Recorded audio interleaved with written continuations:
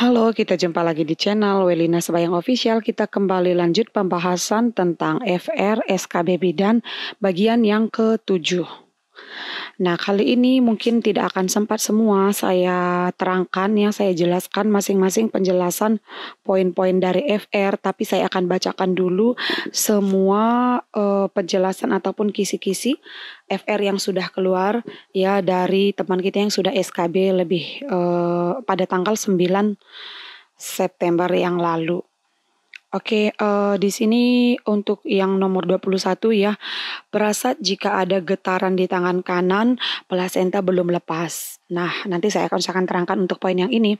Kemudian, hitung TBBJ jika TFU 32 cm, penurunan 3/5. Nah, kalau penurunan 3/5 artinya ini sudah masuk pintu atas panggul. Jadi, TFU-nya dikurang 11, kemudian dikali 155. Nah, kemudian di sini ada soal ya tentang simbol partograf ya. Dalam partograf pembukaan diberi simbol apa. Nah, ini saya tampilkan tentang partograf ya, tentang partograf itu bahwa kalau simbol untuk pembukaan itu adalah tanda bintang ya, tanda bintang kayak gitu dia kalau simbol untuk partograf. Tuban itu simbolnya itu kan ada utuh. Kalau M itu mengandung mekonium, kalau K itu kering ya, kalau misalnya D itu mengandung darah. Kemudian kalau untuk simbol molase ya, kalau molase itu kan dia positif 1, negatif kalau tidak ada penyusupan atau tidak ada molase, positif.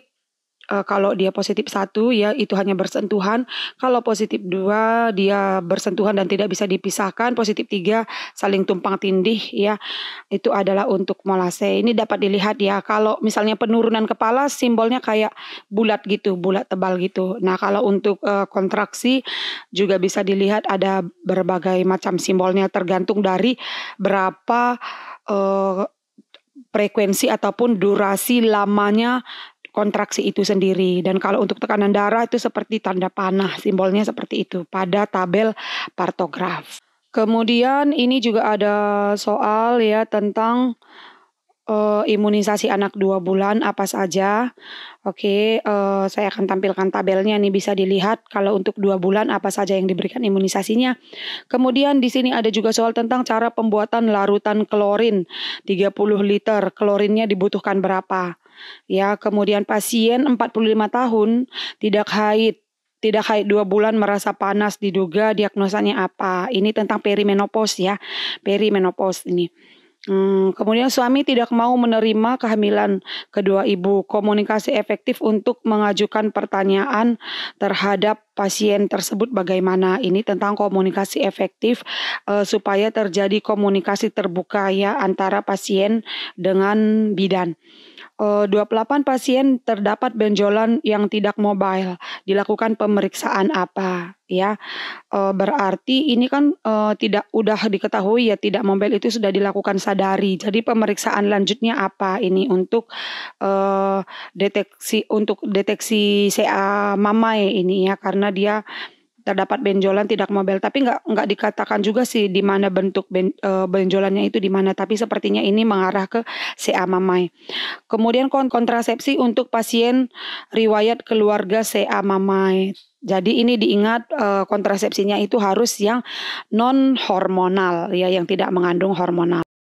Kemudian ini juga ada soal tentang kontrasepsi yang paling efektif ya. Sebenarnya kalau kontrasepsi yang paling efektif itu adalah kontab ya, tapi diperhatikan lagi kontab itu tidak untuk menambah jumlah anak lagi, artinya usia ibu juga biasanya sudah di atas 35 tahun.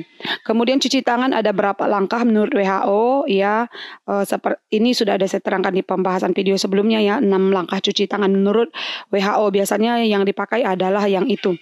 Kemudian bayi merintih kulit biru nadi 100 tata laksananya ya, ini tentang asfiksia ya, asfiksia. Oksigen kompresi fenobarbital ya, apakah diberikan oksigen kompresi fenobarbital. Jadi kalau masih dia ini nadinya 100 ya biasa dan merintih ya, kalau dia ini masih asfiksia ringan ya, biasanya itu hanya oksigen, tidak dilakukan kompresi. Ya, kemudian tata laksana mastitis ya, tata laksana mastitis dilihat nanti di situ berapa suhunya. Kalau memang sudah di atas 38 derajat Celcius biasanya ini kita berikan paracetamol. Kemudian banyak soal tindakan awal, perhatikan keadaan umum pasien. Jenis MPASI untuk 6 bulan apa? Kemudian ada juga bayi usia kehamilan 37 minggu, berat badan 2.700 gram, diagnosanya apa?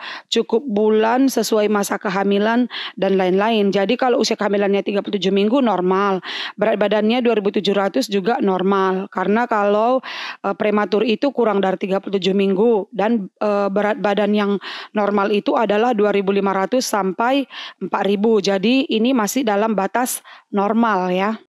Kemudian ini juga ada ya banyak wabah diare, bidan melakukan penelitian yang efektif ya. Apakah uji statistik, investigasi atau uji data surveillance ya. Kalau menurut saya ini uji data surveillance ya. Kemudian pasien gawat janin menyebabkan intrauterine fetal death ya. Dengan sebelumnya ditolong oleh bidan padahal seharusnya bukan wewenang bidan. Bidan melanggar apa? Apakah ini kode etik atau etik profesi? Oke, ini nah jadi bedanya kode etik dengan etika profesi itu, kalau etika profesi itu dia itu lebih dikhususkan ya pada profesi tertentu. Misalnya etika kedokteran, etika rumah sakit, etika kebidanan, etika keperawatan dan lain-lain.